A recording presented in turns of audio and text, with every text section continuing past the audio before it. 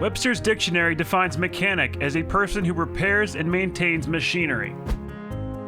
That doesn't seem quite right.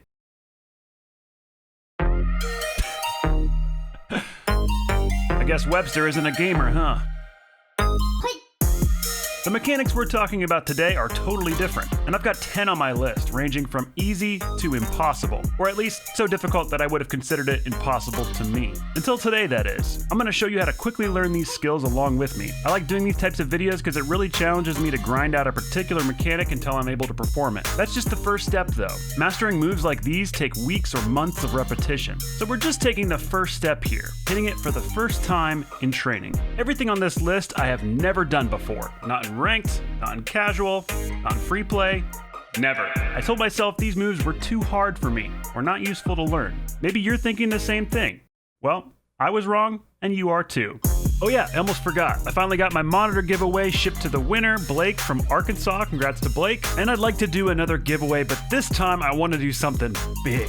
That monitor was big, but I mean big in a different way. I want to give away a gaming PC. I've always wanted to do this, and I've given away a laptop and a monitor before, but never a full system. A lot of times it's better to build your own PC, but in this case, I just want to give away a pre-built PC so you don't have to mess with anything. I'm also, of course, going to throw in a 144 Hz monitor and a keyboard and mouse, so you'll have everything you need to get started. All you got to do, of course, is subscribe and sign up with my Google form below. Like I said, I've always wanted to give away a PC, and I'm pretty happy that I'm finally in a place where we can make this happen. Of course, you can be anywhere in the world, so anyone can sign up for this giveaway. As always, good luck, guys, and let's get down to some mechanics, shall we? The first one is pretty easy, which is why it's in the easy category, the Kuxir pinch. Now, while this is easy in theory because you're just doing a simple wall pinch, it's actually pretty difficult to get on target consistently. So the accuracy is where the difficulty comes in, and it's why I've never cared or practiced it. But it's really something you should add to your arsenal because there's a lot of situations where you do need to pinch the ball on the wall. To learn how to do this, I used Jazer's tutorial from all the way back in 2017. So this mechanic is not new, it's just new for me because I'm stubborn and haven't learned stuff. But that's why we're doing this video. Pretty self-explanatory. You can pretty much watch me do it and just replicate it. After just a little bit of practice, I was able to get a couple absolute boomers. Not on target, but you know, they were powerful. But then I was able to hit a couple on target as well. Highly recommended. Kuxir pinch. Done. Next is the chain dash. Now this is more just a goofy one that I've seen around. I've seen freestylers do it, and I've seen random people do it on the wall when they're just goofing around. And I always thought that looks probably insane, like it's probably something I can't do. It's actually really easy. I just watched Squishy's video on how to do it, and basically you just spam jump and hold down. It looks hilarious and it's fun, and everyone should know how to do this because it's awesome. Not very useful in the game, so I consider this kind of like a little party trick to show off to your friends. Arguably easier than the Kuxir pinch. I probably should have had this number 1, but whatever. We're not into the difficult stuff yet. But we are at number 3 with the Classy Flip. My friend Classy invented this. He was actually really humble and modest. He didn't want to name it after himself. I don't know what to call it, so I'm just going to be calling it the backflip shot. But everyone else was like, yeah, you came up with this. It's called the Classy Flip. The fun thing about this is you can use it in a flick or you can use it in an aerial like a shot. So it looks really easy when you watch it, but it's actually a little tricky. It takes some practice. It looks like a simple backflip, but if you just try this without any practice, you will probably mess it up. The key to this is you got to aerial up, spin around like you're doing a reverse aerial. Make sure your nose is pointed forward when you do the backflip. If it's not pointed forward, it's like a Musty where you won't gain any momentum unless you're past that 180-degree line. As long as you're lined up right and you do a backflip, your nose will kind of snap and it'll flip the ball forward with quite a bit of power. This took about 20 minutes of practice before I could do it pretty consistently, and I will definitely be trying to use this in games. Next up, we have the Pancake. Technically, I actually did this in a horse game with Musty, but it was really terrible and I didn't really know what I was doing, so now I'm kind of learning it properly. Basically, you squish the ball against the backboard, you fall off the ball kind of springs out a little bit, and then you have a flip reset from when you squish the ball, and you score.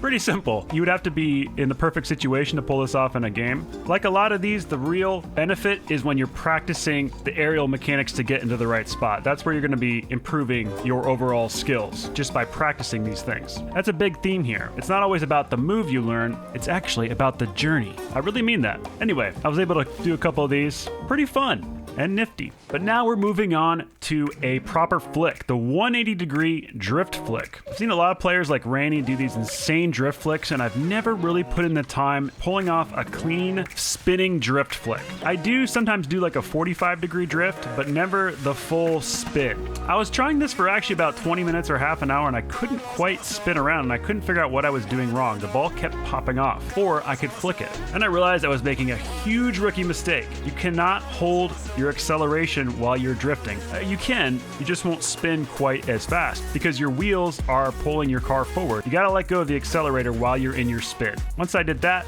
I was able to pull off some pretty nifty little 180-degree drift flicks. I'm a fan of flicks, so I know I'll be using this. Next up, we're getting into the hard stuff. This is a ceiling Musty backboard double touch.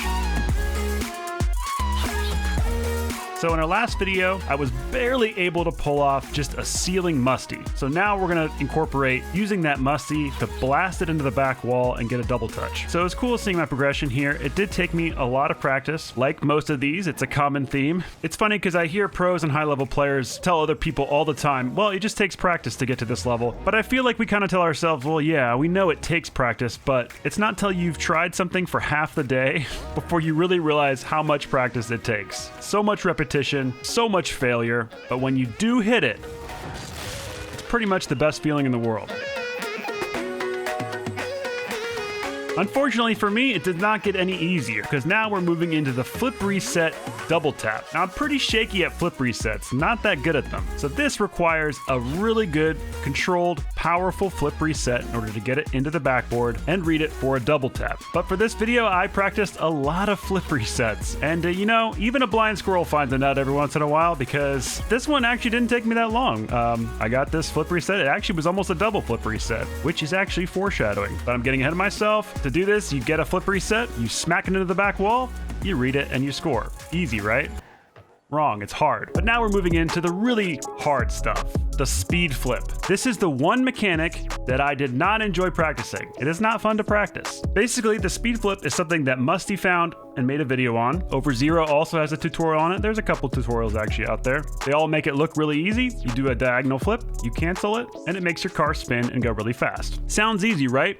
It's not. It's impossible. For whatever reason, some players, even in low ranks, have no trouble pulling this off. So I actually totally believe in you guys. I think you guys can do this. But for me, this is one of the most difficult things I've ever done. I actually think the 360-degree ceiling shot stall thing that I did in the first video was actually easier. This is so hard for me. It's hard to tell if you're doing it right. Eventually, I was able to get a few by doing this over and over and over and over in free play. But I definitely do not have this perfected. It's still a little sloppy for me, but it is coming along, and I have no doubt I'll be doing perfect speed flips soon. The point of this video is to make that first step towards mastery, so I think I've done that, despite the fact that I still can't do it consistently, and also I hate it. But ironically, it is probably one of the most useful things on here. Let's just move on. The turtle air dribble setup to Musty. I actually got the idea for this from Hankovich from our Pokemon freestyle video.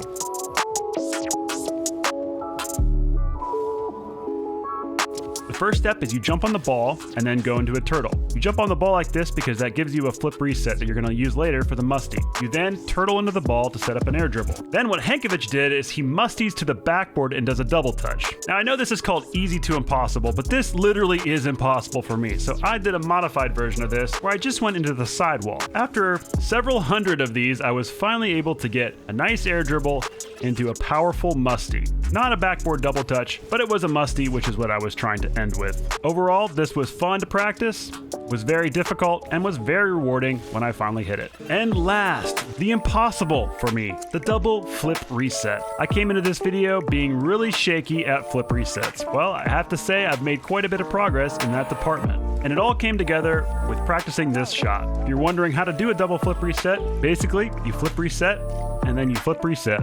That's it. That's literally it. My approach to this was basically get the flip reset, flip sideways, and try to end my flip in a way where I am right under the ball for another flip reset. After many, many attempts, I was finally able to get a double flip reset and just hit the ball on the tail of my car, so it's technically a shot.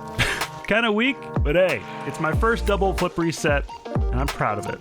Overall, all of these, except the speed flip, were insanely fun to practice. And while I can't use all of them in ranked play, obviously, the main point of learning these mechanics is to become more and more comfortable with controlling your car. And that's exactly what happened to me. I can already feel my mechanics improving just from a couple of days of grinding these out. It's an incredibly rewarding feeling to approach something that you think is impossible, but after trying over and over and over and over, finally hitting that goal and realizing anything is actually possible in this game if you practice enough. It doesn't matter what your rank is. You can achieve anything. Except the speed flip. The speed flip can go f*** itself. I wonder what is